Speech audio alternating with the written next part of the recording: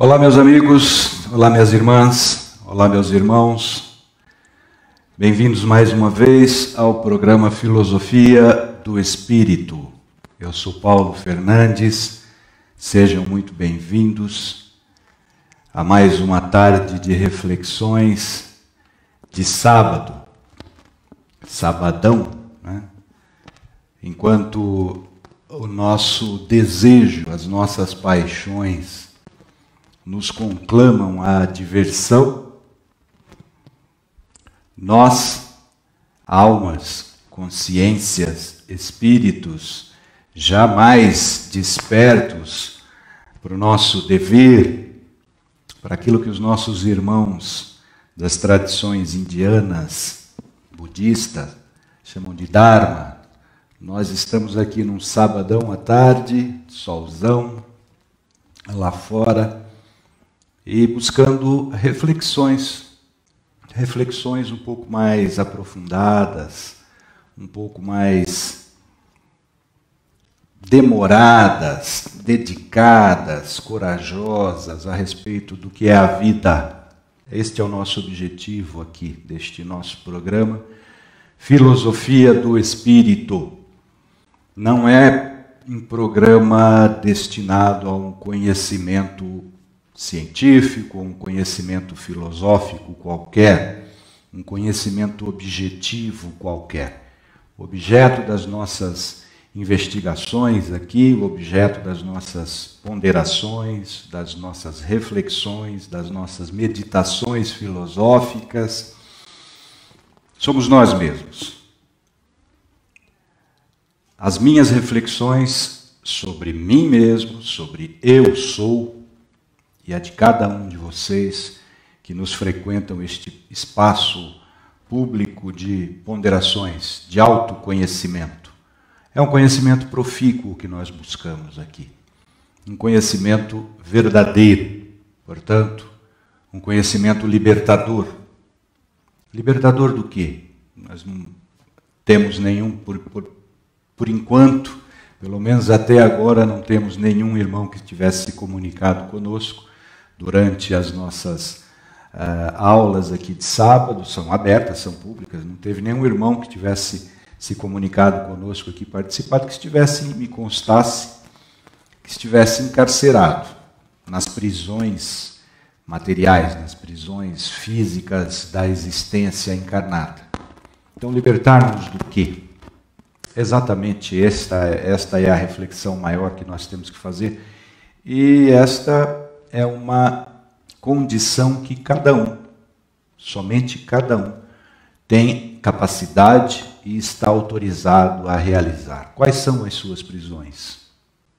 As minhas prisões eu sei um pouco melhor hoje do que sabia há 25, 30 anos atrás, quando comecei, pela dor, a investigar exatamente quais são as causas das minhas angústias, do meu sofrimento existencial, quais são as causas do meu drama espiritual. Todos nós temos nesta existência, todos nós. Cada inteligência já autoconsciente neste planeta sabe exatamente onde se encontram as suas fragilidades sentimentais, ou seja, suas fragilidades espirituais. E é para isso que a gente procura aqui todos os sábados, ou sábado sim, sábado não, como aconteceu na última semana, nós não tivemos o nosso encontro aqui, que eu estava mais uma vez em viagem para o Maranhão, interior do Maranhão. Um abraço aos meus amigos do Maranhão, principalmente aos meus amigos de Tutóia e Barreirinhas, onde a gente esteve na semana passada. Eu queria agradecer a presença de todos, a compreensão, pelo único sentimento que a gente faz questão de anunciar aqui como fundamental para frequentar este nosso espaço de estudos, essas nossas aulas abertas, essas nossas reflexões filosóficas, que é exatamente o sentimento de respeito. Respeito pelas diferenças. O filósofo Immanuel Kant diz que o que nos distingue das demais inteligências irracionais do universo, diz Kant, é exatamente o sentimento de respeito que cada um e todos aqueles que comungam do sentimento humanitário já desenvolveram em si, por si e pelo outro. É por isso que nós podemos nos considerar seres racionais, portanto, livres. O sentimento de respeito, portanto, é a única condição para que a gente tenha aqui um crescimento conjunto, individual e coletivamente, como irmãos, como aquelas pessoas que já comungam do mesmo sentimento, desejando a mesma finalidade, a libertação das prisões, das paixões, que no seu conjunto constituem aquilo que as doutrinas, as tradições asiáticas chamam o ego. As nossas paixões constituem o ego. Nosso sentimento de dever constitui o ser imortal. O ser imortal, chame de consciência, chame de alma, chame de espírito, é o senhor da consciência. E a consciência já mais despertada, né? Já mais alumbrada, que já recebeu mais luzes do autoconhecimento e do conhecimento verdadeiro, é o nosso objetivo alcançarmos aqui. Então sejam, portanto, mais uma vez muito bem-vindos. Nós fizemos... aqueles irmãos, eu faço essa advertência, todas as aulas, aqueles irmãos e irmãs que nunca frequentaram esse nosso espaço, eu esclareço que ele é constituído de um tempo que varia de 1h30 a 2 horas, mas cuja primeira parte é constituída de uma explanação, uma exposição do tema, da discussão que nós vamos estabelecer, e depois, conforme os irmãos se interessarem e forem apresentando dúvidas, questionamentos, ponderações, críticas, são sempre muito bem-vindas, críticas, com respeito, nós respondemos na segunda parte deste nosso encontro. Mês passado e o começo desse mês, tendo em vista a urgência, a premência da temática, nós trabalhamos a questão do suicídio, o drama, o problema do suicídio, dentro do quadro da série Setembro Amarelo. Essas aulas já estão todas disponibilizadas no meu canal do YouTube, www.youtube.com/c/Paulo César Fernandes. Aqueles que ainda não são inscritos nesse canal, se desejarem receber notificações de cada nova aula, cada nova palestra, cada nova atividade que a gente insere no canal, por favor, se inscrevam e assinalem lá uma marcação de que querem receber notificações novas, que são as postagens novas no canal. Clica lá no sininho e, além de receberem as novas notificações, vocês contribuem para que o nosso espaço de trabalho naquela plataforma, no YouTube, vai se ampliando cada vez mais e facilitando as nossas publicações. Sejam, portanto, muito bem-vindos. Eu vou retomar hoje a série que nós havíamos iniciado antes do Setembro Amarelo, que foi interrompida exatamente para dedicarmos a esse tema tão premente, o tema do suicídio, e agora vamos retomar a série O Evangelho de Jesus. Eu hoje iniciaria diretamente o capítulo 1. A base desse nosso estudo é o Evangelho, evidentemente. O Evangelho, o que é o Evangelho? O Evangelho é a tradução mais profícua para nós, penso eu, é boa nova. O que é uma boa nova? É uma comunicação de uma novidade. Foi isso que Jesus veio trazer para nós. E esse termo Evangelho é utilizado, boa nova é utilizado para identificar os textos que registraram a passagem de Jesus e a dos apóstolos, os primeiros divulgadores da mensagem de Jesus. Isso é o Evangelho. O livro que nós utilizamos aqui para esses nossos estudos é o Evangelho segundo o Espiritismo. Por quê? Porque a nossa filosofia, a base da nossa filosofia aqui, dessa investigação que a gente faz, é uma filosofia reencarnacionista. Então é sob essa perspectiva da reencarnação que nós lemos o Evangelho de Jesus. E como esse trabalho já foi feito de uma forma divina, pelos Espíritos enviados diretamente por Jesus, cujo trabalhador intelectual e braçal foi o Sr. Allan Kardec, nós utilizamos esse trabalho que já é consagrado. Mas, como eu dizia, nós fizemos então o início desta série, o Evangelho de Jesus, trabalhando o prefácio e a introdução deste livro, o Evangelho segundo o Espiritismo. No prefácio, Kardec apresenta, ou na verdade, o autor da obra, que é o Espírito de Verdade, apresenta os objetivos, né, apresenta a obra, a sua fonte, a sua origem, que são exatamente os Espíritos de Deus, quem ditaram essa obra. Depois, na introdução, os objetivos colocados por Allan Kardec, nos detivemos durante algumas aulas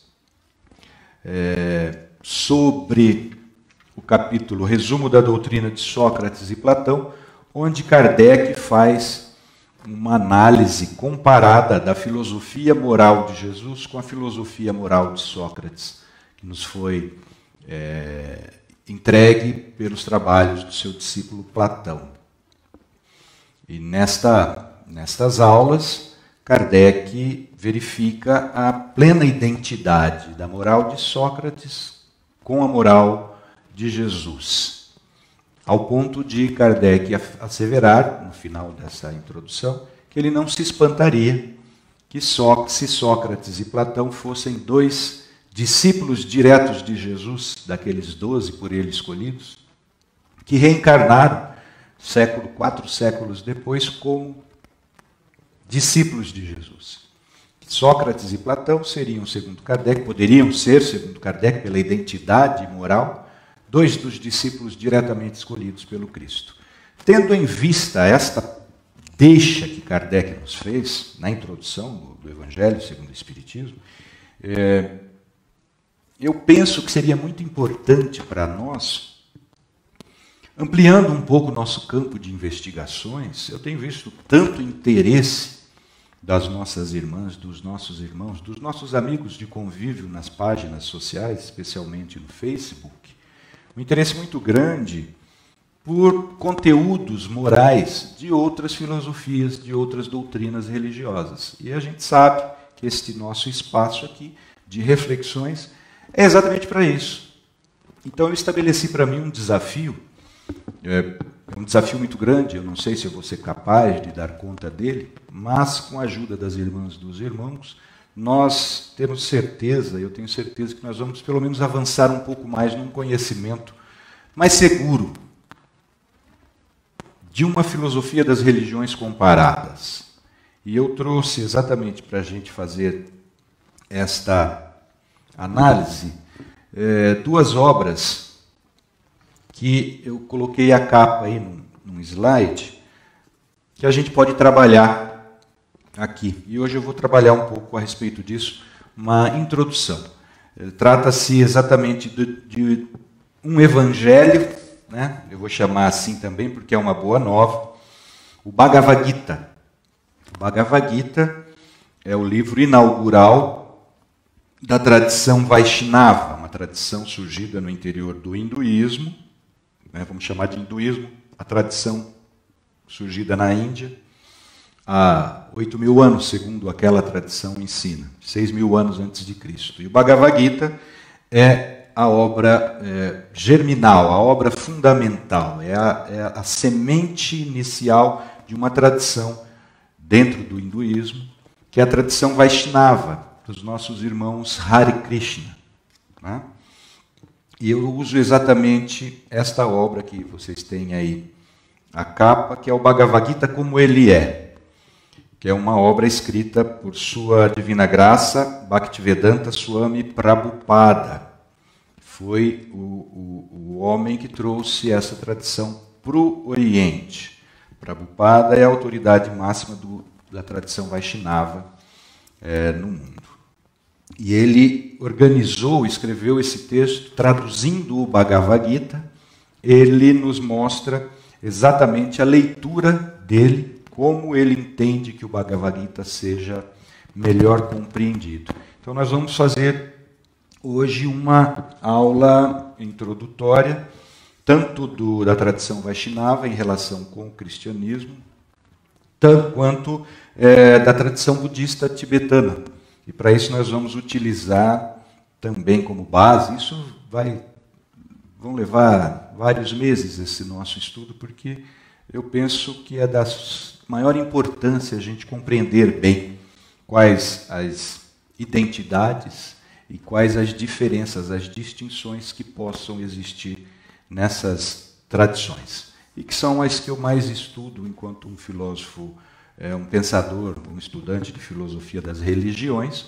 Então, tendo em vista o interesse que várias irmãs e vários irmãos manifestam no nosso convívio social sobre essas doutrinas, sobre essas filosofias, eu me desafiei, me estabeleci um desafio de fazermos aqui aquilo que o Gandhi já fez na sua tradução do Bhagavad Gita. O Gandhi, o grande Mahatma da Índia, a grande alma da Índia, ele já fez uma tradução do Bhagavad Gita e nesta obra ele comparou a maioria dos ensinamentos de Krishna com os ensinamentos de Jesus. Nessa obra aqui também, o livro tibetano do Viver e do Morrer, que foi escrito por um filósofo budista tibetano, professor Sogyal Rinpoche, é um monge da tradição e um acadêmico da tradição budista tibetana. Nessa obra aqui também nós temos vários apontamentos que mostram a identidade do pensamento do Buda com o pensamento de Jesus.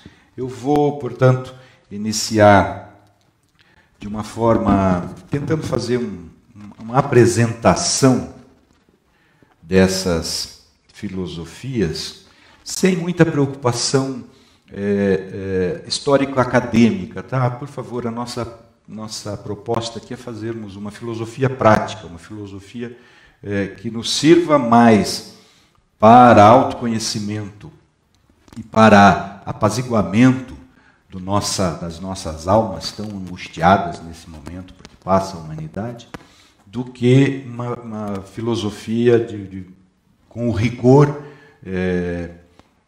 de datação histórica. Tá? Muito mais importante vai ser a nossa leitura aqui, a semântica, mais a semântica do que a sintaxe dos textos, ou seja, mais o sentido, mais o significado do que a letra. Já por quê? Porque o nosso inspirador, o meu inspirador mor aqui, Jesus, diz que a letra, a escrita, a gramática, a sintaxe, mata. O que vivifica, o que dá vida, o que liberta, é o espírito. Qualquer letra, que toda letra divinamente inspirada nos traz. Então, a minha preocupação aqui não vai ser tanto acadêmica, de datação histórica, e mais pelo sentido, mais pelo conteúdo, que é o que vai nos auxiliar a nos conservarmos um pouco mais equilibrados, harmonizados neste planeta tão incendiado. Então, o que é o Bhagavad Gita? Como eu disse, eu vou iniciar pelo Bhagavad Gita, que eu penso que o Bhagavad Gita é mais antigo.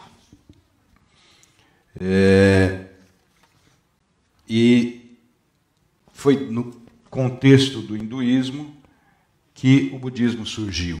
Então eu vou prestigiar o hinduísmo, começando pelo Bhagavad Gita. O Bhagavad Gita é exatamente, como eu disse, o Evangelho de Krishna, a boa nova trazida por Krishna. Quem é Krishna? Krishna, segundo os nossos irmãos dessa tradição, é a manifestação da personalidade de Deus no mundo. Então, a personalidade de Brahman, o sumo criador da tradição indiana, manifestou-se uma vez no mundo através da personalidade Krishna. E Krishna manifestou-se perante um dos seus discípulos, e esse discípulo era um médium chamado Arjuna. Então, Arjuna foi o intérprete do pensamento de Krishna para com os homens. Ou seja, Arjuna intermediou a vontade, o pensamento, o sentimento de Krishna, inscritos no Bhagavad Gita, como um intermediário, ou seja, como um médium, exatamente sobre os mesmos mecanismos da faculdade mediúnica, que são esclarecidos pelo Espiritismo de Allan Kardec. Então, Krishna apareceu para Arjuna num determinado momento. Arjuna se dispôs mediunicamente, devocionalmente, a receber uma comunicação e foi abrilhantado pela presença de ninguém mais, ninguém mesmo do que o Senhor Krishna. O Senhor Krishna é a representação da suprema personalidade de Deus. Este é, via de regra, o pensamento. De uma forma, por favor, meus irmãos da tradição Vaishnava, me perdoem, sobretudo o meu irmão Loka Saxi, um irmão muito querido, é o Papa da tradição Vaishnava no Brasil, uma das maiores autoridades no Bhagavad Gita, e eu me metendo aqui na seara dele. Mas, de uma forma geral, para o entendimento das nossas irmãs e dos nossos irmãos, e a capacidade que eu tenho, disposição é essa, o Bhagavad Gita é o Evangelho de Krishna, onde Krishna mostra o caminho da libertação. Este caminho da libertação vai passar, primeiro, pela revelação da origem dos seres inteligentes, pela origem dos seres conscientes e o trajeto que estes seres, que somos nós, realizaram desde a criação até a conquista da autoconsciência, ou seja, saberem que sabem. Portanto, da relação de si para consigo. E a partir desse momento, a identificação do outro como exatamente idêntico a si. Portanto, o momento fundamental em que o ser espírito, consciência, inteligência, razão, dê o nome que você quiser, identifica-se como um indivíduo para além da mera existência mundana, ou seja, a partir do momento em que ele começa a identificar-se como um ser transcendente, surge a religião. E imediatamente ele identifica no outro um semelhante seu.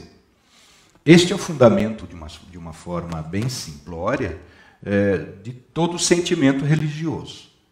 A partir desse momento ele busca identificar e reconhecer essa relação. Se existe uma transcendência, ou seja, se eu sou algo para além do meu corpo, assim como todo ser idêntico a mim, deve haver alguém ou algo que não seja a matéria, meus pais, o criador deste ser. Exatamente surge a noção da divindade.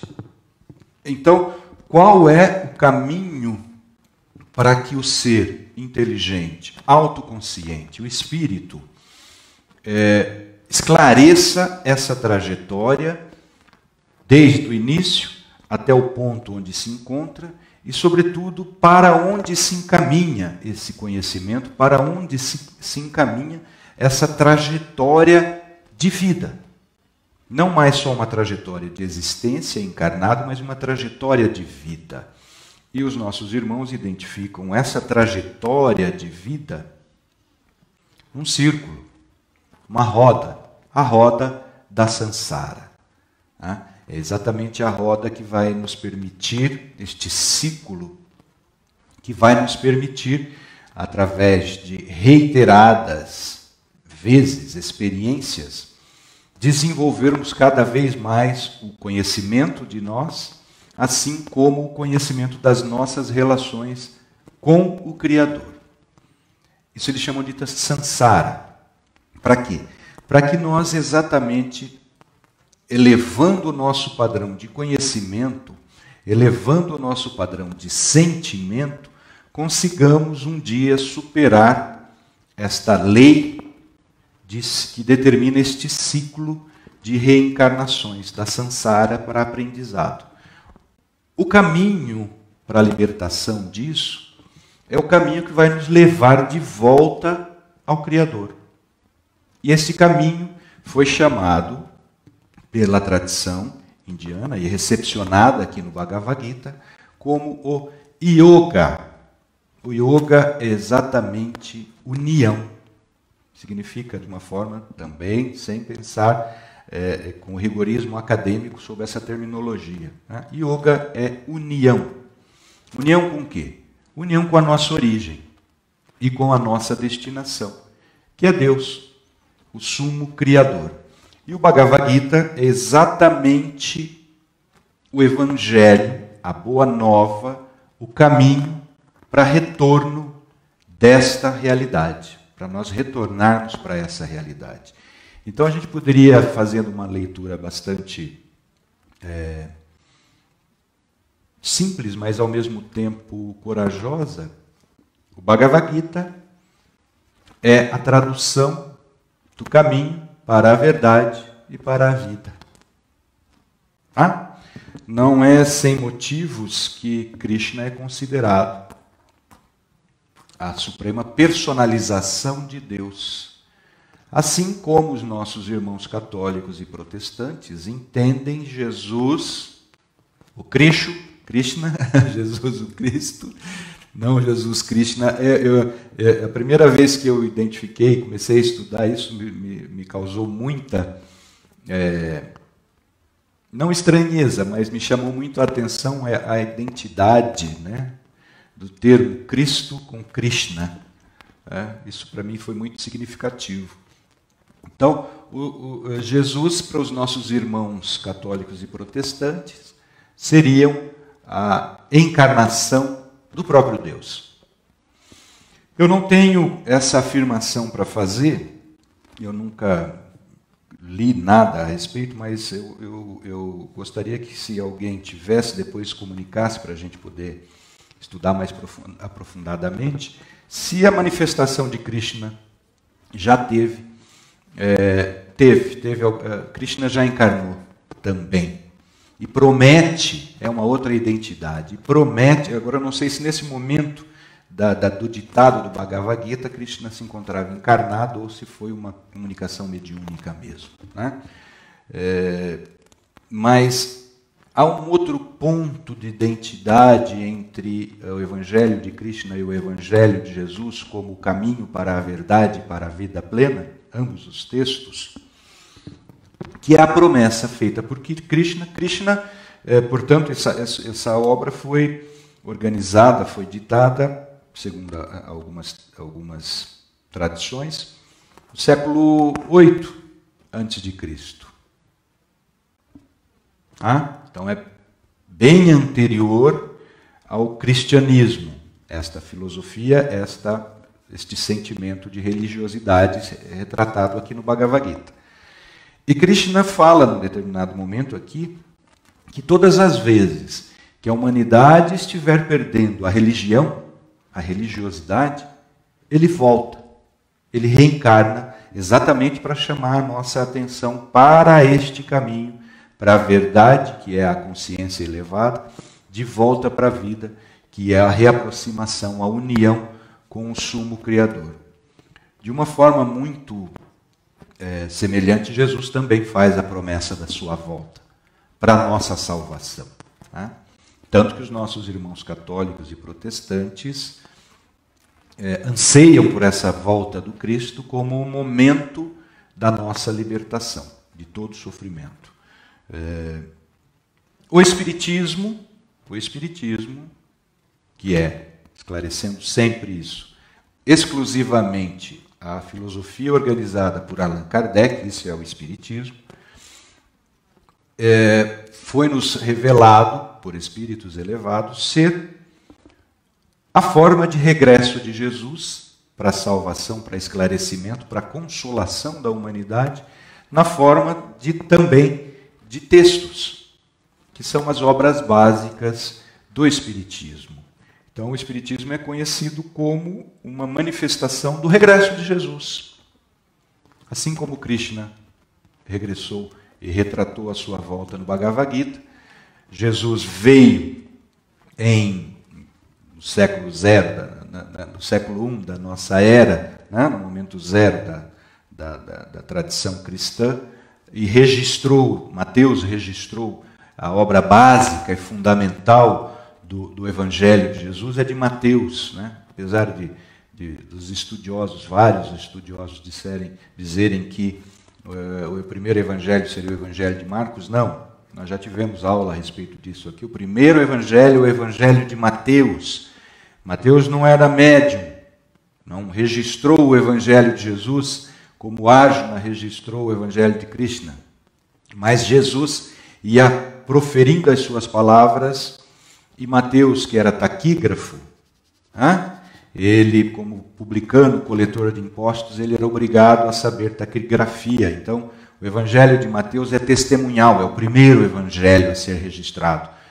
Tanto um acadêmico alemão, o professor Carsten Peter Tiede, já chegou a essa conclusão no seu livro Testemunha Ocular, quanto esta revelação já nos havia sido feita há várias décadas antes da obra da pesquisa do professor Carsten Tiede, na obra Paulo Estevão, onde o Espírito Emmanuel, através da psicografia do Chico Xavier, revelou que Jesus ia falando em Mateus, o Levi ia anotando, e que essas anotações de Levi foram os primeiros registros evangélicos, e, portanto, é testemunhal, é ocular e auricular o Evangelho de Mateus. Então, o Evangelho de Mateus foi ditado também por Jesus. Mateus acrescentou quase nada nessas suas anotações. E essas suas anotações foram utilizadas para, depois, a divulgação da Boa Nova. E somente depois de muito tempo é que Marcos e Lucas escreveram as suas anotações, os seus registros, as suas compilações sobre o Evangelho de Mateus. E João, o quarto evangelho canonicamente aceito, foi o último a ser escrito que João, que era menino na época em que Jesus esteve entre nós, tinha adolescente, 16 anos, por aí, mas escreveu o seu evangelho só depois da idade bem madura, com mais de 90 anos. Então, o Evangelho de Mateus serviu como Arjuna serviu a Krishna, Mateus serviu a Jesus. E Jesus veio, fez o seu Evangelho, ditou o seu Evangelho, exemplificou o seu Evangelho. Porque nós não estávamos entendendo como agir somente com base na lei. Jesus veio, ditou e mostrou como é que se cumpre a lei de Deus. Assim, da mesma forma como Krishna promete. Assim como a humanidade estiver perdendo a religiosidade, eu volto para exemplificar. Jesus fez isso. Depois prometeu nos esclarecer um pouco mais quando estivéssemos já um pouco mais avançados em conhecimento teórico, em conhecimento científico e em conhecimento filosófico. E esse momento foi entendido pela espiritualidade, coordenados por Jesus, com a organização das obras básicas do Espiritismo.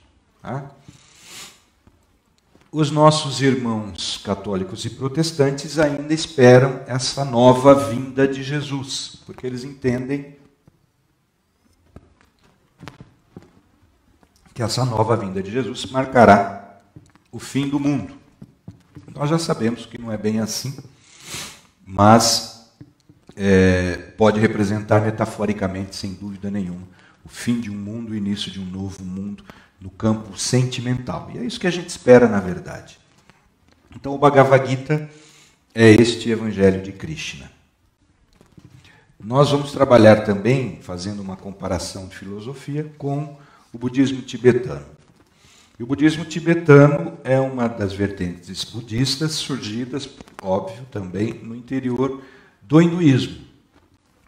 E Buda foi um estado de espírito conquistado por Siddhartha Gautama, século VI, século VIII também, né? Eu já reafirmo que nós não temos pretensão de identificar isso com precisão acadêmica, nem é o nosso objetivo. Mas Buda era Siddhartha, um jovem indiano, filho de um rei, e que, criado até uma idade de jovem, mas já que lhe permitia ser casado e ter um filho, que tinha um amigo, e nesse convívio o amigo era um empregado do palácio. Siddhartha, portanto, como um príncipe, vivia num palácio. E nesse palácio ele vivia como realmente a sua condição de sucessor do reino exigia. Ele era informado dos seus deveres como membro da realeza, mas também ensinado, tá, na sua formação científica, filosófica e, sobretudo, sociológica, de uma forma que interessava ao exercício do cargo que ele ia praticar quando assumisse o trono com o falecimento de seu pai. E Siddhartha, vivendo essa vida, já casado com um filho pequeno, tinha um amigo que era serviçal no palácio. E, como todo jovem, um dia resolveu expandir um pouco o espaço da sua diversão e das buscas pelo conhecimento. E, auxiliado por esse amigo, fugiu do palácio e, pela primeira vez, venceu os limites da muralha que cercava o palácio. E ele se defrontou com a vida das pessoas comuns, dos seus súditos comuns, não só os serviçais do palácio, os servos do palácio, os empregados do palácio, mas as pessoas comuns que povoavam o seu reino. E aí ele se deparou com a miséria, ele se deparou com a injustiça, ele se deparou com a doença, ele se deparou com a morte, coisa que até então ele, na condição de príncipe, era privado, era poupado completamente. E, espantado, ele perguntou ao seu amigo: o que é isso? O que essas pessoas têm? Quem são? Que seres são esses? Deparando-se com um velho, uma pessoa de muita idade, com doentes, e o seu amigo falou: não, esses somos nós. Mas como assim nós? Nós, você e eu, somos seres humanos. E a nossa vida vai transcorrendo e a gente vai adoecendo. Você no palácio tem tratamento médico, os melhores médicos do reino cuidam de vocês. Vocês no palácio têm os melhores maquiadores, têm os melhores costureiros, vocês não veem essa miséria. Mas a nossa vida aqui, a vida do ser humano comum, é exatamente essa. Nasce, adoece e morre. Envelhece e morre. Mas envelhece, que é isso? Isso é a vida. E aí ele viu a realidade da dor e do sofrimento humano. Informações que até então ele não tinha. Ele volta para o seu palácio e passa uma tremenda crise existencial. Cai numa reflexão profunda e, como o seu senso de dever já era bastante aguçado, ele desenvolve um projeto, estabelece um projeto de auxiliar a todas as pessoas do seu reino a acabarem com o sofrimento e eliminar a morte, o sofrimento pela morte. E aí ele abandona o palácio, a sua vida principesca, e vai buscar um caminho para eliminar o sofrimento humano.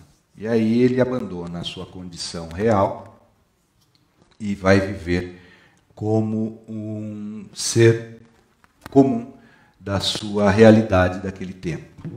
E a princípio, ele busca uma forma, uma filosofia radical de vida. Né? Ele viveu principescamente, ele vai viver sob as condições mais contrárias àquelas que ele tinha vivido até então. E ele encontra, nessa sua busca, uma comunidade de devotos, de homens, de fiéis, que seguiam um profeta conhecido como Mahavira. Mahavira era um profeta que veio antes de Buda e fundador da tradição indiana também, conhecida como Jainismo.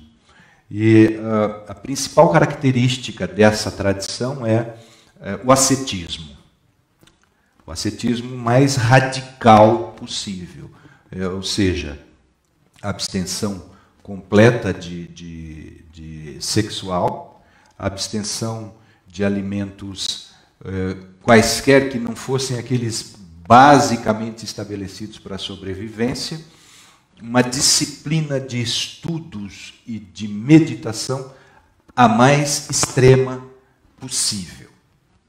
E assim, esses seguidores do profeta Mahavira são conhecidos como os jainistas.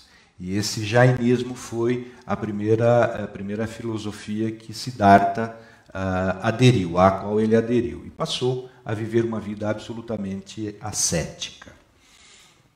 Passou vários anos assim e não se sentia satisfeito.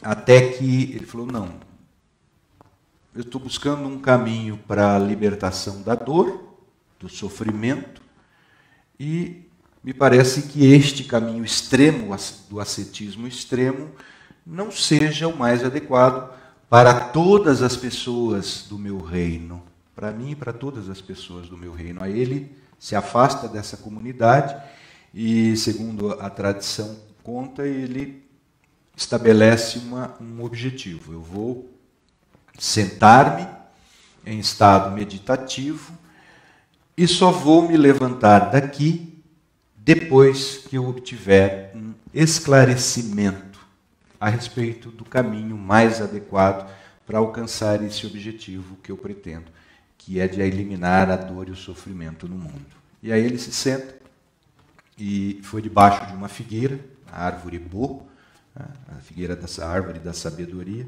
e ali ele fica durante alguns dias em estado de meditação, de autoconhecimento, e quem procura um estado assim, né, quem, como nós, buscamos um momento de autoconhecimento, de reflexão profunda a respeito do ser e do dever e do vir a ser, sabe o quão trabalhoso é, o quão difícil é esse estado e o quão exasperante pode ser essa tarefa. E não foi diferente para Siddhartha. Ali naquele momento ele foi tentado de todas as formas, como um ser humano tentado na fome, na sede, na dor, na sexualidade, e ele resistindo a todas essas tentações. Não é sem motivos que nós temos também na tradição cristã o momento em que Jesus resolve sair, aos 30 anos, que ele resolve sair para iniciar a sua pregação, para iniciar a divulgação da sua boa nova. Ele se isola no deserto por 40 dias, jejuando e meditando e orando, se preparando exatamente para esclarecer o caminho mais adequado para as suas criaturas. Né? Foi exatamente isso que fez Siddhartha. E Jesus também foi testado, a gente sabe disso. Jesus foi tentado ao extremo nas paixões mais caras para todo ser humano encarnado. Nós sabemos o quanto as nossas paixões nos tentam quem já desenvolve uma disciplina de autoinvestigação, de autoconhecimento, e se dedica com coragem a essa ciência, a este conhecimento embasado, sabe o quanto é difícil nós primeiro identificarmos as nossas paixões, quais são as nossas fragilidades, né? Tanto do ponto de vista biológico, material, quanto, sobretudo, mais difícil ainda do ponto de vista espiritual. Foi isso exatamente que Jesus fez, foi isso exatamente que Siddhartha fez. Identificando, para quê? Para que, concluindo o melhor caminho para si, poder ser exemplo para mostrar o melhor caminho para aqueles que faziam parte do seu afeto. Tá? No caso de ambos os profetas, os filósofos, a humanidade toda. Porque essas doutrinas, essas filosofias não se perpetuaram nesses últimos 3 milênios à toa, sem motivo, né, sem mérito. São doutrinas, filosofias universais, ou seja, valem para todo, para cada um e todo ser humano. Por isso é que são perenes nesses últimos 3 milênios. Tá?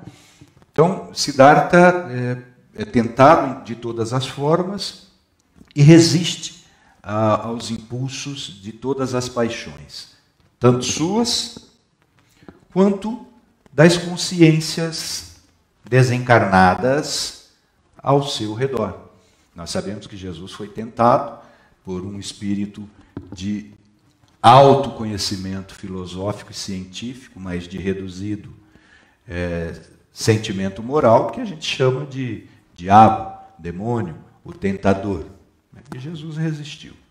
Siddhartha, da mesma forma, foi tentado por vários. E aí já a tradição indiana sabe que essas entidades ao nosso redor que nos tentam as paixões são os demônios, ou seja, os daimons da tradição grega, o daimon, o protetor, o espírito de Sócrates. No caso, os daimons aqui não eram daimons protetores de Siddhartha, mas eram exatamente daimons tentadores de Siddhartha e que nos fomentam as nossas paixões.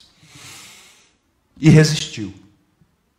E depois de transcorridos alguns dias resistindo às tentações, Siddhartha finalmente recebe o esclarecimento fundamental para estabelecer a sua filosofia, a sua doutrina e exemplificar, a partir de então, o caminho para a libertação das prisões das paixões, que a gente chama as prisões do ego, e que vai nos fazer transcendermos, abandonarmos voluntária e meritoriamente esta roda das reencarnações, a roda da samsara. E a conclusão de Siddhartha é que o caminho mais adequado não é nem o extremo ascetismo, nem o atendimento das paixões, mas sim o caminho intermediário, um caminho do equilíbrio, o caminho do meio. É exatamente este o princípio básico do budismo. Encontrarmos o caminho do meio. E esta é a grande sabedoria do bem viver no mundo. É por conta dessas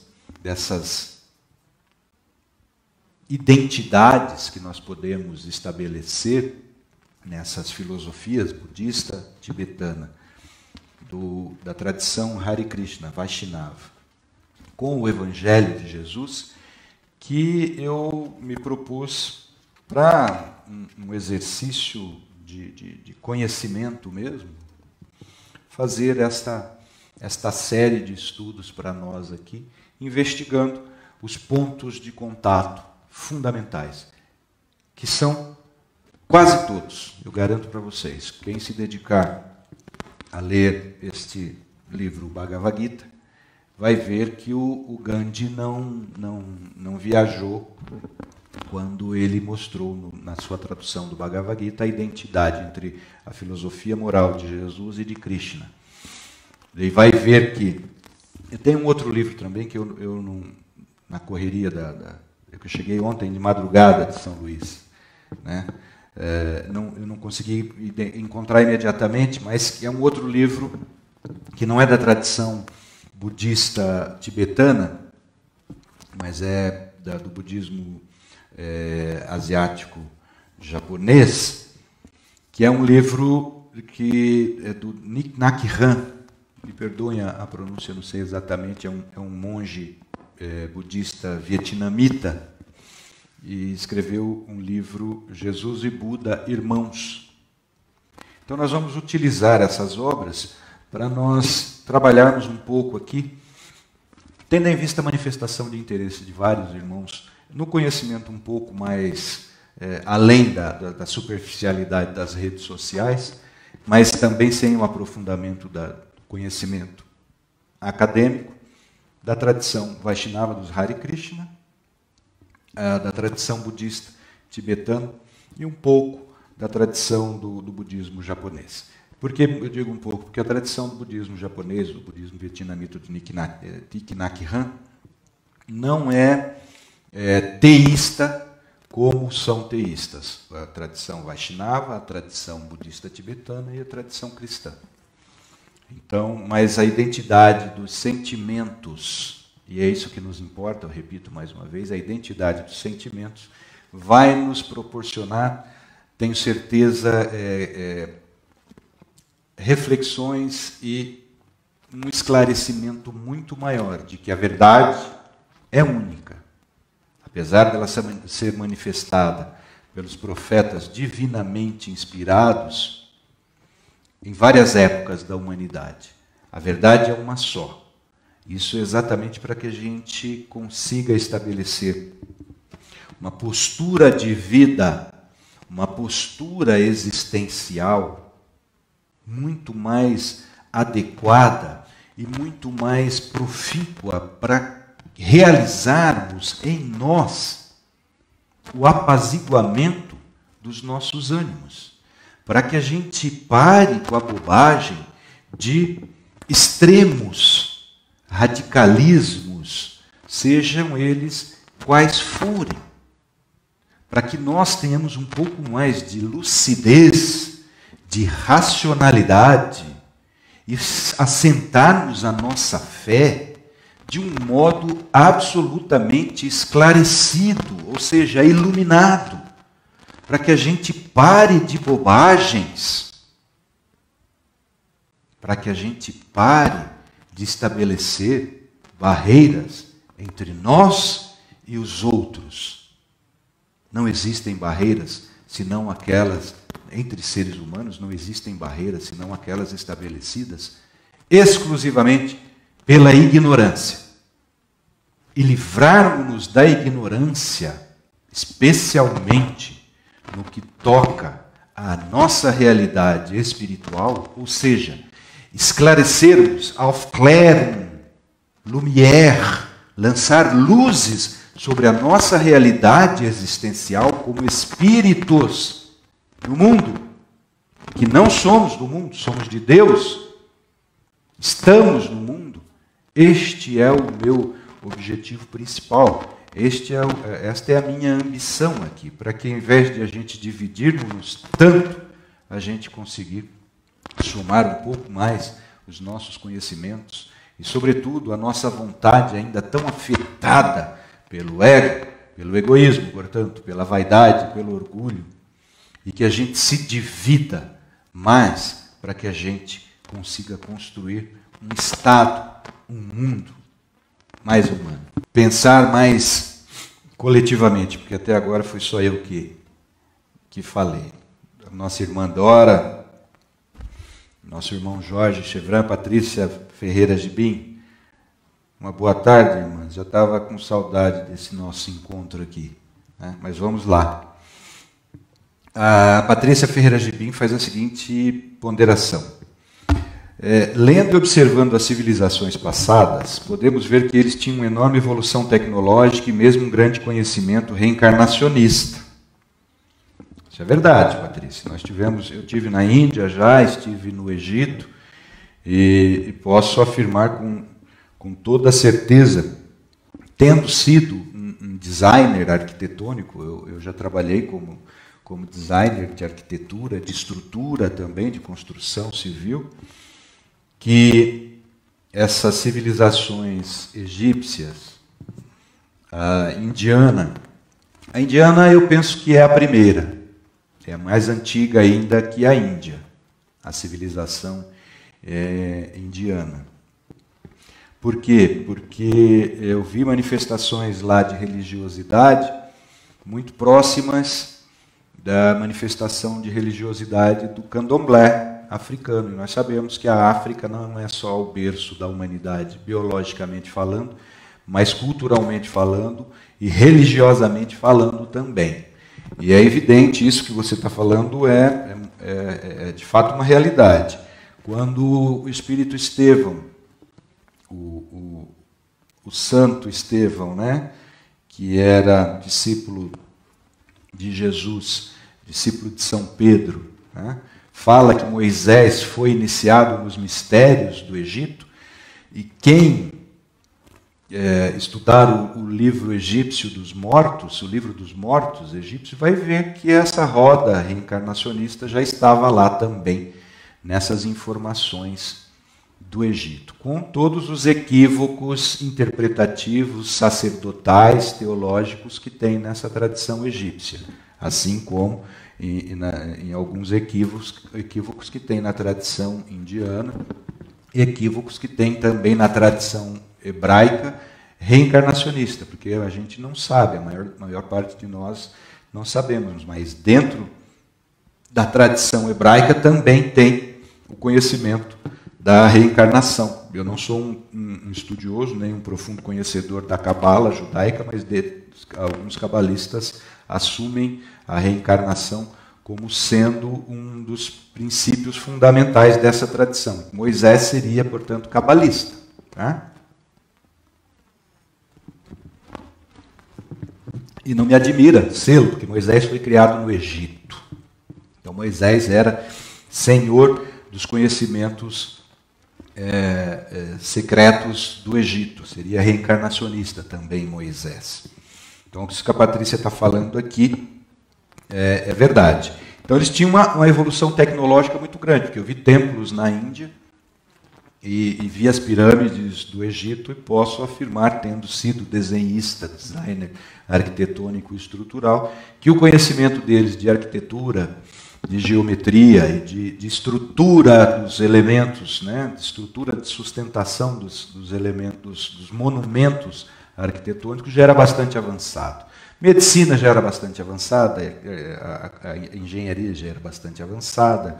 Então, isso que a Patrícia é evolução tecnológica, sim. E tinha um grande conhecimento reencarnacionista. Na Índia sobreviveu esse conhecimento reencarnacionista, no Egito não. Teria essa reforma que a gente tanto almeja acontecido naquela época? Acontecerá o mesmo com a nossa civilização de hoje após essa transformação? Essa transformação que a gente tanto almeja aqui, Patrícia, que você está falando, eu penso que seja a transformação sentimental da humanidade, né? Não é uma transformação meramente tecnológica e científica, nem filosófica, mas, sobretudo, isso que se fala muito hoje no movimento espírita, especialmente, essa transformação planetária é uma transformação moral. Não foi naquela época essa transformação moral. Né? Foi uma transformação do conhecimento científico, tecnológico, nem diria científico, mas tecnológico, dos habitantes do planeta. E foi exatamente por isso que essas civilizações, esses espíritos mais avançados tecnologicamente, cientificamente, encarnaram no meio da população da Terra naquele momento, para impulsionar o conhecimento científico e filosófico. Mas não foi aquela transformação moral, não. Tanto que na Índia, que é o que eu mais conheço, e que é reencarnacionista, qualquer criança na Índia sabe que é um espírito reencarnado, isso é um fato, e este conhecimento por si só não foi suficiente para acabar com a violência na Índia, para acabar com o consumo de drogas na Índia, e para acabar com a exploração do homem pelo homem. com a injustiça social. A Índia é um dos países, a exemplo do nosso país também, onde a injustiça social, a má distribuição de condições dignas de vida é mais flagrante. Então, só saber que é um espírito reencarnado não modifica ninguém. Daí a importância que eu penso sobre a filosofia espírita, que mostra que nós somos espíritos reencarnados, mas cujo propósito não é simplesmente purgar débitos do passado, mas, sobretudo, modificarmos o nosso sentimento, modificarmos moralmente, para que possamos almejar condições existenciais e encarnações futuras mais pacificadas. Então, não é só o fato da reencarnação que é capaz de nos motivar para isso. Porque a reencarnação com o conceito de karma na Índia levou à exploração do homem mais poderoso sobre o homem menos poderoso, que é o sistema de castas.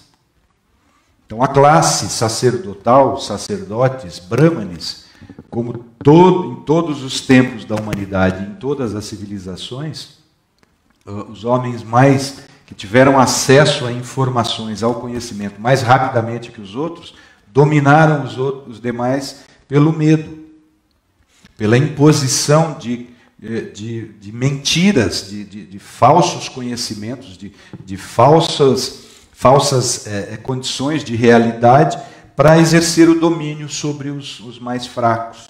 Foram isso que os sacerdotes brahmanes fizeram, foram isso que os sacerdotes egípcios fizeram, foram esses que os sacerdotes cristãos fizeram. A história revela isso. Quem detém o conhecimento domina os outros, domina pelo medo. E é assim que o sistema de castas provocou toda a injustiça na Índia, assim que o sistema de privilégios sacerdotais no Ocidente também causou uma série de violências, uma série de opressões sobre a humanidade. Né? A Patrícia ainda pergunta o seguinte: existem 4 evangelhos. Como foi que chegaram a essa conclusão dos 4? Existem divergências em algumas coisas e existem vários outros evangelhos? Não são muitos outros não, Patrícia, mas chegaram a essa conclusão num concílio, né? As primeiras autoridades religiosas cristãs, no século IV, se não me engano foi no concílio de Nicéia, 325, ou Constantinopla, século IV, depois de Cristo, que resolveram organizar os evangelhos, as obras sagradas da tradição cristã, e fizeram uma análise, uma leitura crítica e glosaram, eliminaram da tradição aqueles que, não, esse aqui não tem garantia de autenticidade, então esse aqui a gente não vai aceitar como canonicamente, ou seja, como um cânon, uma determinação inquestionável de fidelidade aos ensinos de Jesus e dos primeiros apóstolos. Mas foram separados, então, outros, e se procurou eliminá-los. Nós sabemos hoje que não foram eliminados. Tanto que, no século passado, encontraram em Nag Hammadi, no Egito, encontraram no Mar Morto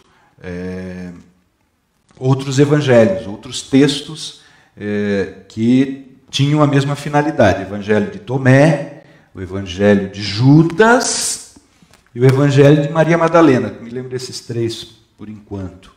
Né? E esses 3 são antiquíssimos, são documentos históricos muito antigos. Óbvio que ficaram prejudicados pelo tempo, deteriorados, mas que nos trazem também conteúdo e informações muito importantes. Encontraram aquilo que eles atribuem, que eles acreditam seja a biblioteca dos essênios. E os essênios nós sabemos que era uma comunidade, uma seita judaica, hebraica, do tempo de Jesus. E eram ascetas também os essênios, os curadores.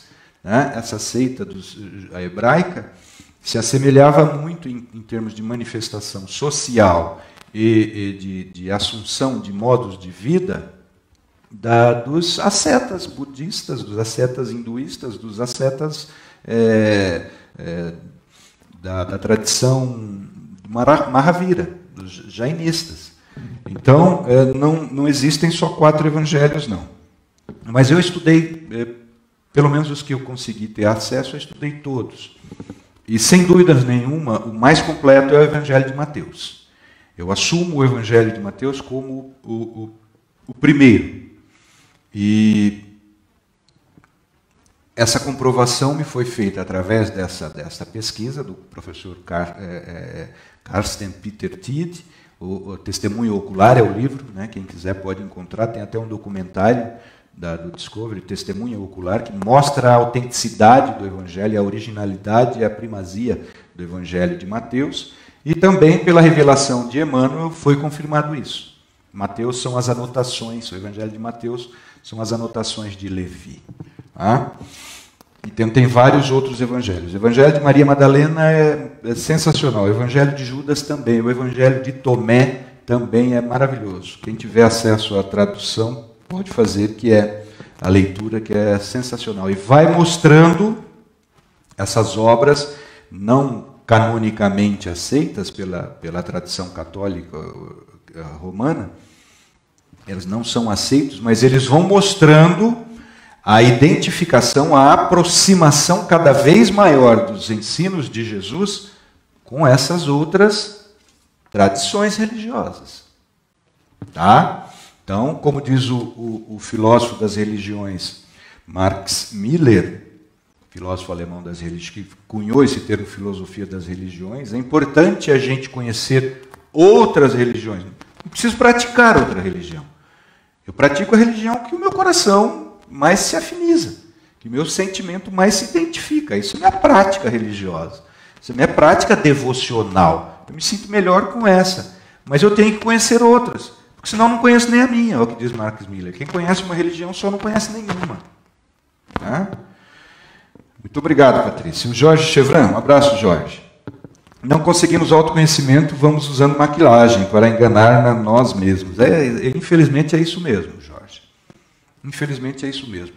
E a gente se engana muito mais, né? Não é deliberadamente, por auto-boicote. Não. A gente se engana por falta de conhecimento. A gente se engana por ficar preso a uma formação religiosa, filosófica, familiar, e que isso nos limita.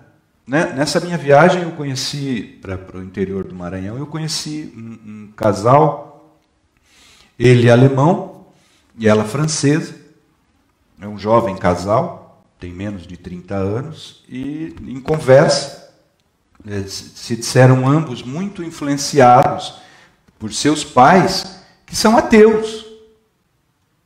Sobretudo a menina, a Meli, sobretudo falou, eu não tenho religião nenhuma, porque meus pais eu sempre fui criada assim, sem religiosidade, sem religião nenhuma.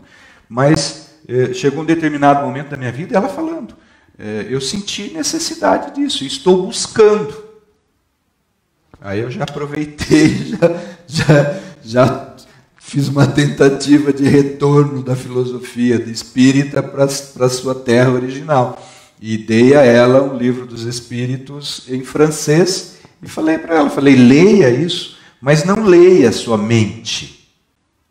Critique, analise, né? Julgue e só abandone depois que você se convencer realmente de que esta não é a expressão mais plena da verdade atualmente.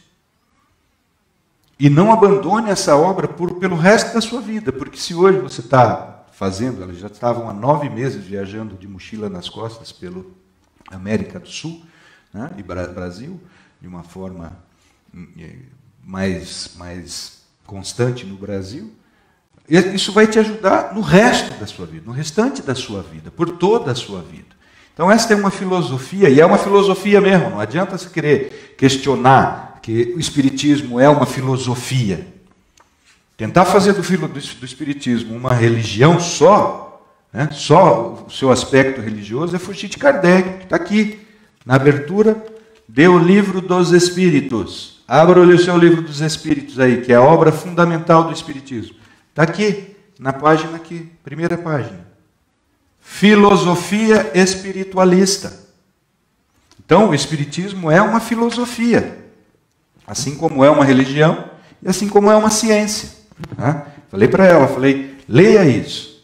E por felicidade também no hostel que ela ficou, tem uma biblioteca e uma livraria para doações de livros. Ela encontrou lá no hostel, depois da conversa que nós tivemos, ela encontrou chegando, nós estávamos numa cidade, em Tutóia, mudamos para Barreirinhas, e foi em Barreirinhas que ela ficou num hostel, e daqui a pouco ela me escreve, olha o que eu encontrei aqui no hostel. Depois que eu tinha falado para ela do Espiritismo, depois que eu tinha falado para ela do hinduísmo, do yoga, que são coisas que eu estudo, mas sobretudo do Espiritismo, e baixei uma versão em francês do Livro dos Espíritos e compartilhei com ela, passei para ela. Ela chegou no hostel e encontrou um livro de um amigo nosso aqui da região, e Princípios do Espiritismo, em espanhol. Ela pegou e me mandou, falou, olha o que eu achei aqui. Falei, então, leia isso aí, mas não fique só nisso, porque só princípios não vão te convencer. Eu sei que a juventude hoje é indagadora e questionadora, e precisa ser, graças a Deus. Eu falei, não fique só na casca. A obra fundamental que vai te convencer da sua realidade espiritual é o Livro dos Espíritos. E ela continua a sua viagem pelo Brasil e depois vai voltar para a França e vai levar essa informação.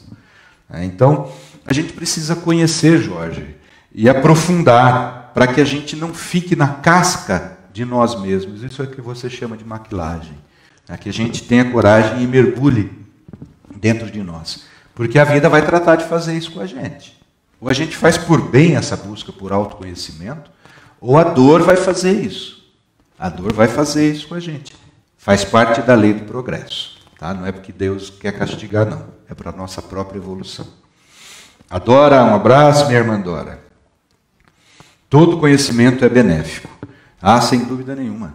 Todo conhecimento é tesouro, Dora. Tesouro. Seja o conhecimento por uma experiência benéfica, seja o conhecimento adquirido por uma experiência dolorosa. Isso tudo vai nos fazer avançar. A Patrícia diz o seguinte, Paulo, Jesus era direto, por que hoje não é assim?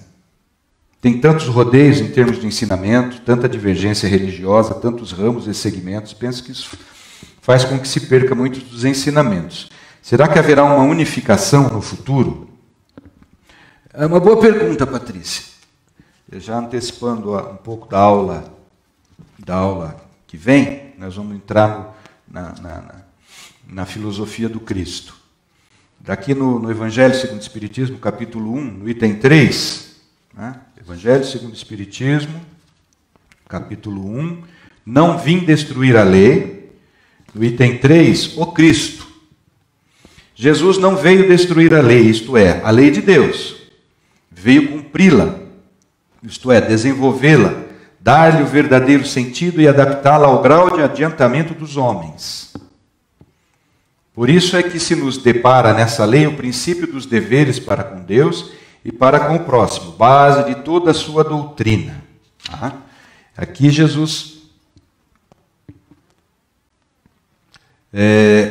Kardec vai falar, eu não vou ler porque senão a gente vai antecipar a aula que vem, mas Kardec vai dizer que a filosofia do Cristo, a doutrina do Cristo é para ser universal. A moral do Cristo tem como identificação, signo da sua divindade, ou seja, sinal da sua origem divina, a universalidade. A moral de Jesus, a filosofia de Jesus, vale para o irmão da tradição Vaishnava, Hare Krishna, vale para o irmão da tradição budista, vale para o irmão da tradição islâmica, vale para nós cristãos da tradição grego-ortodoxa, da ortodoxa russa, da protestante, da luterana, da protestante reformada, da protestante neopentecostal, da tradição romana, católica, apostólica romana. A moral de Jesus vale eu não sei no universo, mas eu posso garantir que a moral de Jesus, pelo que a gente estuda, ela vale seguramente. A gente fala que é universal, então a moral de Jesus vale em todo o universo. Eu não vou nem limitar a nossa galáxia. Se é universal, vale aqui no nosso planeta, vale no nosso sistema solar, vale na nossa galáxia, vale por todo o universo, porque ela é divina. E ela atende, segundo as próprias palavras de Jesus, ela está em conformidade com a vontade do Pai. E a vontade do Pai, ao contrário do que você mesmo coloca aqui, Patrícia, a vontade do Pai, ela é universal, ela não tem privilegiados. E como você disse, Jesus era direto. Por que hoje tem tanta divisãozinha? Porque ainda não pregamos, porque ainda não divulgamos, porque ainda não vivemos a moral de Jesus.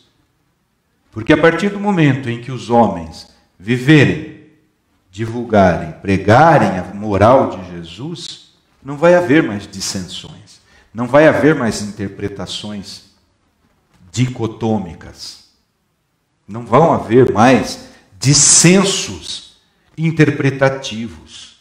Por quê? Porque já houve consenso moral estabelecido no íntimo.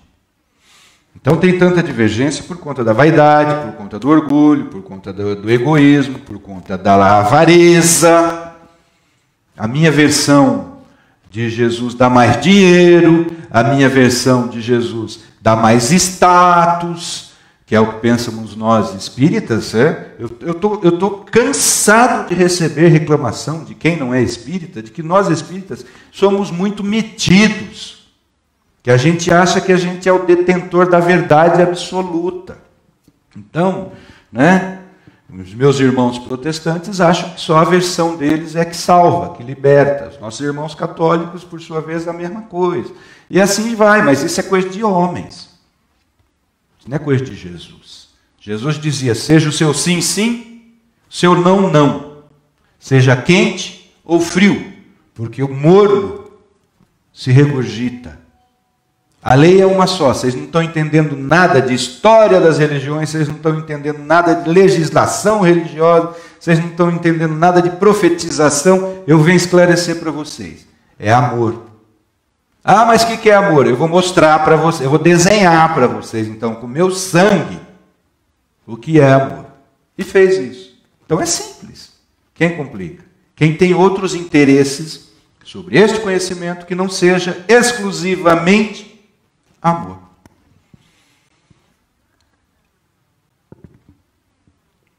Pulou aqui, A Aninha Cláudia Prado. Um abraço, Aninha.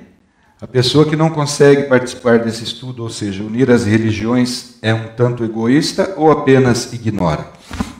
Não consegue participar do estudo e unir as religiões. Pode ser por vários motivos, Aninha. Pelo menos 2 motivos principais. Preconceito, desconhecimento, e interesseiro. Pelo menos esses 3 motivos se encontram na base da nossa postura e que nega simplesmente a validade de outras religiões, de outras filosofias. Ignorância, que gera pré-conceito, ou seja, um conceito pré-estabelecido, a minha é verdadeira e acabou, e aí isso é ignorância. Ou interesse.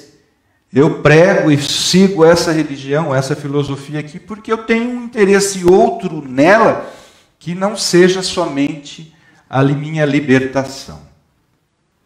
E aí cada um vai saber qual é o seu interesse. Né? Cada um vai saber qual é o seu interesse. A ignorância é mais difícil da gente identificar. Só com o avanço dos nossos estudos individuais, com o avanço da nossa independência, da nossa autonomia, livrando dos obsessores, quaisquer que sejam eles, encarnados ou desencarnados, que a gente vai identificar-se carente de outros conhecimentos. Numa palavra, Aninha, humildade. Humildade. O Acácio Camilo, abraço Acácio. Com todo o conhecimento que tinham técnico científico, eles no passado tinham a arrogância que se tem hoje. Eu sou, eu quero, eu posso, eu tenho. Não tenho dúvida nenhuma. Lá no Egito tinha o Deus Sol, né? Então, aí o sacerdote mandava no Deus Sol. Só que quem não sabia disso era o Deus Sol, que ele era comandado por um sacerdote, que punha medo nele. Por que Moisés fez tanto sucesso no Egito? Porque Moisés realizou uma série de fenômenos mediúnicos lá, fenômenos espirituais, e assustou como é que chama? O faraó do Egito lá. Então, o sacerdote, quem é o sacerdote? É aquele que detém um conhecimento transcendente, um conhecimento espiritual, que aprofunda esse conhecimento através das experiências transcendentes, mediúnicas que realiza.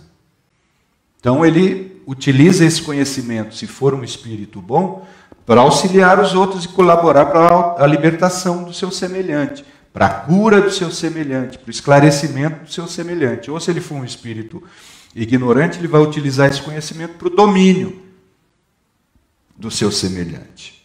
Então é isso que você diz, a arrogância, a prepotência. No fundo, que são vícios originários todos do vício raiz, principal, que é o egoísmo. Gervásio Alves da Silva, um abraço, Gervásio. Professor, na doutrina dos Espíritos é diferente, muito diferente, até porque Deus não é Pai, é a causa primeira de todas as coisas. E ficamos livres para encarar a razão face a face, e não acreditamos em dogmas e esses tais poderes mágicos. Sem dúvida nenhuma. Mas quem ensinou a gente a chamar Deus de Pai foi Jesus, Gervásio. Então eu acho que Jesus sabe um pouco o que fala, um pouco mais do que eu. Sabe um pouco mais do que nós, cristãos que acreditamos nele, né? Então, essa paternidade tem um sentido além do consanguíneo, né? É uma paternidade universal, porque foi isso que ele veio mostrar. Não é uma paternidade afetada por sentimentos apaixonados. É uma paternidade que mostra a mesma origem, a mesma destinação. E, sobretudo, que mostra uma condição de relações jamais ampliadas, determinadas com exclusividade pela força maior, que é o amor. Então é neste sentido. E causa por quê? Porque no campo da filosofia, e aí é nesse campo que a gente se encontra, e você tem toda a razão, não existe efeito sem causa. É porque tudo no universo é efeito, com exceção de Deus, que é a causa.